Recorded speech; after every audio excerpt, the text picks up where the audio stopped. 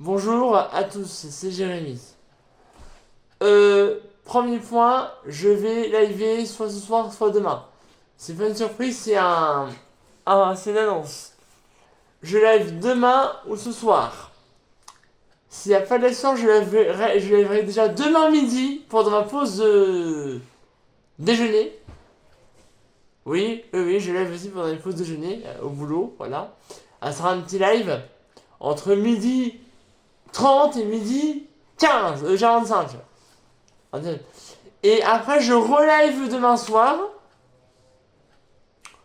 Je relive samedi soir. Et je relive dimanche après-midi. Et dès lundi, sur cette fiche, il y aura les vidéos prévues et les dates de live. Parce que sachez que je liverai aussi en semaine. Je que la semaine, je travaille lundi, mardi, mercredi. Donc, lundi, je fais un live lundi au mardi. Mais jeudi, vendredi, je vais squeezer en live. Parce que je peux faire un live tous les jours. Je vais en faire régulièrement, toutes les semaines.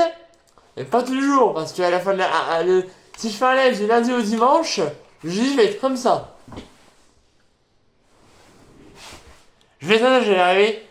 Bonsoir, on se retrouve pour le live de jeudi soir. Et dimanche, je vais être comme ça. Salut, on se retrouve pour le live de jeudi soir. Je vais faire un son de voix, donc voilà. Premier, je ne suis pas malade, parce qu'hier j'ai rentré sous la pluie, j'ai été trempé, et je n'ai pas été malade, donc j'ai du bol. Aïe, ça va défoncer les mains. Sur ces belles paroles, on va passer au thread d'horreur. Je vais vous raconter aujourd'hui 3. Ils sont pas très longs, mais c'est qu'on fasse des histoires de moyenne. J'ai également faire l'histoire comme elle doit être dite, à la première personne, comme si je la lisais. On y va? Les thèmes sont différents, je lis chaque thème. Premièrement, on va parler du thème de l'école. Je m'appelle Martial et j'ai 45 ans. Je suis prof des écoles. Je m'occupe d'une classe de CP et de CE1. Moitié-moitié. Les cours, c'est plutôt compliqué. J'aime mon travail. Ça fait 25 ans que je suis prof maintenant.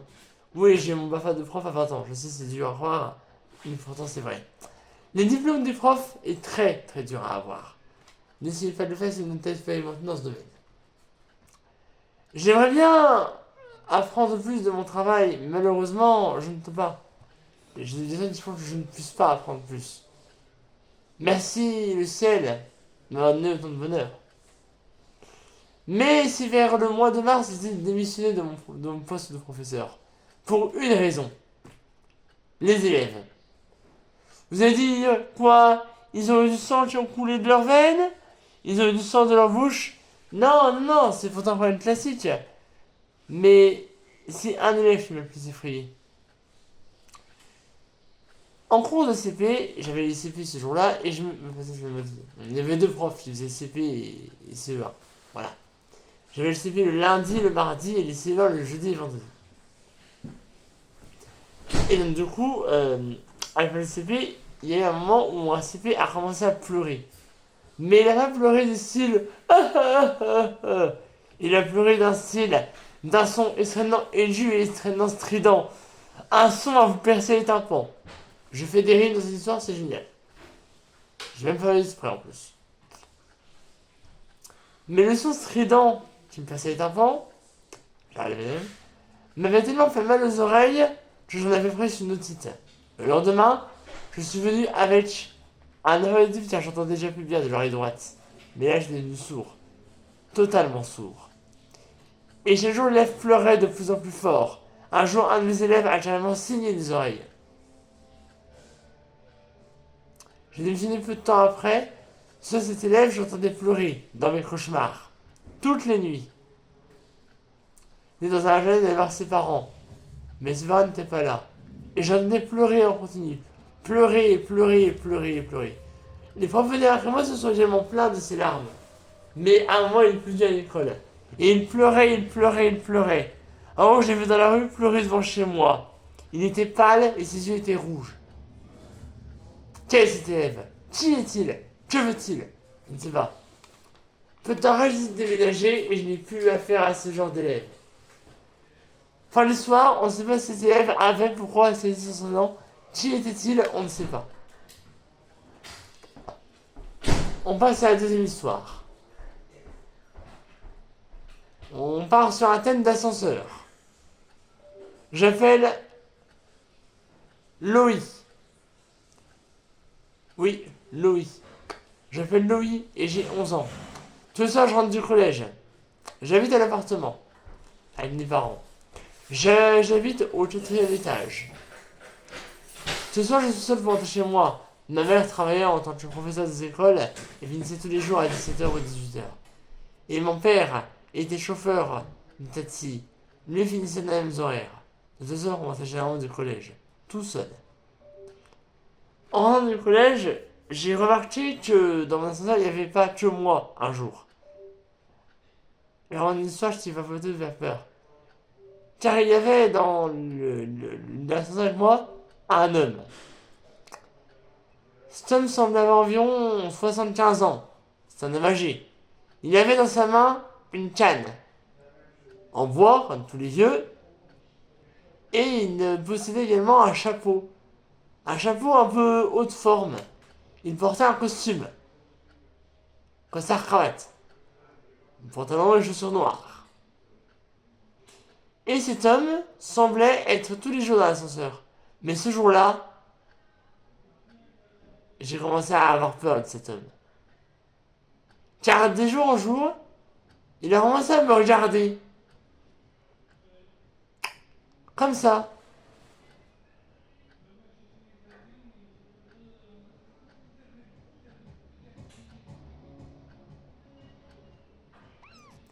Il me l'avait sans cligner des yeux.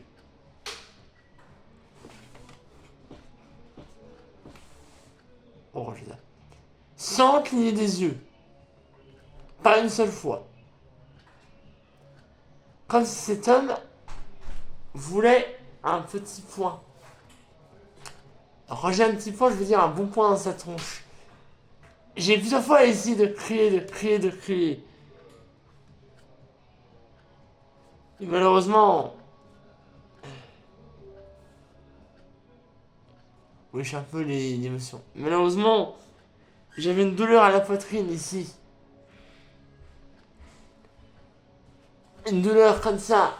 Ah, tu m'empêches de crier. Comme si cette douleur était comme si j'avais une attaque. En voyant l'homme me regarder. Bien sûr, il me regardait, du style, comme un film d'horreur. Alors, c'est très dur de savoir ça, mais l'histoire d'horreur que je vous raconte là m'est arrivée ce jour-là. L'homme a commencé à tomber. Tomber comme s'il était mort. J'ai abaissé la tête, il était mort. Et en me retournant pour attendre mon étage,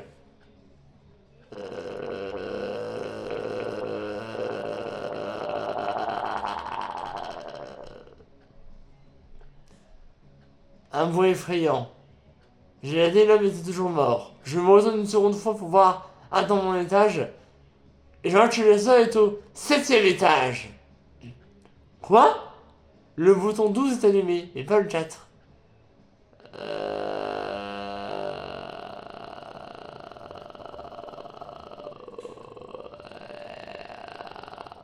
Et le son comme ça continue sans s'arrêter. L'homme se relève, et moi je me dis dans ma tête, c'est un rêve, c'est un rêve, c'est un rêve, c'est un rêve, c'est un rêve, c'est un rêve. Et l'homme s'approche de ma porte, c'est un rêve, c'est un rêve, c'est un rêve. Il se s'arrête ici. En gros, l'homme, en fait, est tombé et a simulé un peu sa mort. Les bruits faisaient entendre qu'il revenait un peu à la vie. Alors, si maintenant vous allez voir un homme qui va revenir à la soeur, vous allez directement appeler la police. On passe à la dernière histoire et on va parler d'un thème. Le thème des chemins. Vous allez voir avec l'histoire. Je m'appelle Loïc. J'ai 21 ans. Je cherche des emplois, mais je décide de chercher un emploi. dans la vente médiatique. Médiathèque, pardon. La vente de CD, de livres et tout ça. Pour aller à ce tentatives d'embauche, j'ai bien passer par les chemins. Les chemins, pas forestiers, mais les chemins campagne. Pour aller à mon travail, j'ai marché le chemin blanc qui a été arrêté chez moi est un raccourci. Il fait sur 2 kilomètres. En prenant la route, ça m'aurait pris 5 minutes, 25 minutes. En prenant le chemin, ça me prend 15 minutes. N'ayant pas de voiture, car elle était en préparation, je suis allé à pied. Il faisait beau, on était en plein mois de juillet. Et dans un moment, j'ai décidé d'habiller en costume cravate. Bon, on était en mois de juillet, mais il faisait pas très chaud. Je suis allé de bon matin, il faisait 5 degrés ce matin. Donc voilà. Ils avaient annoncé une température assez froide pour cet été, donc ça ne me dérangeait pas de t'habiller chaudement. Arrivé à la moitié du chemin, je remarque que dans le champ, il y a un homme. Bon, c'est les maîtres des moissons. Plus loin dans le chemin, il y a un homme. Mais celui-ci était bizarre. Il était sur le bord du chemin, dos à moi. Il semblait mesurer environ 1m62, un peu plus grand que moi. Je vous ai ramené 58 pour information. Et il était habillé un peu comme moi. D'un coup, l'homme se retourne et me fait face. De loin, je voyais qu'il avait une barbe assez bien taillée, des cheveux mi-longs, il arrive ici. Il semblait avoir environ entre 45 et 50 ans. Car il avait des poils gris. L'homme, d'un coup, pour faire une image, on le voit de là. Et d'un coup,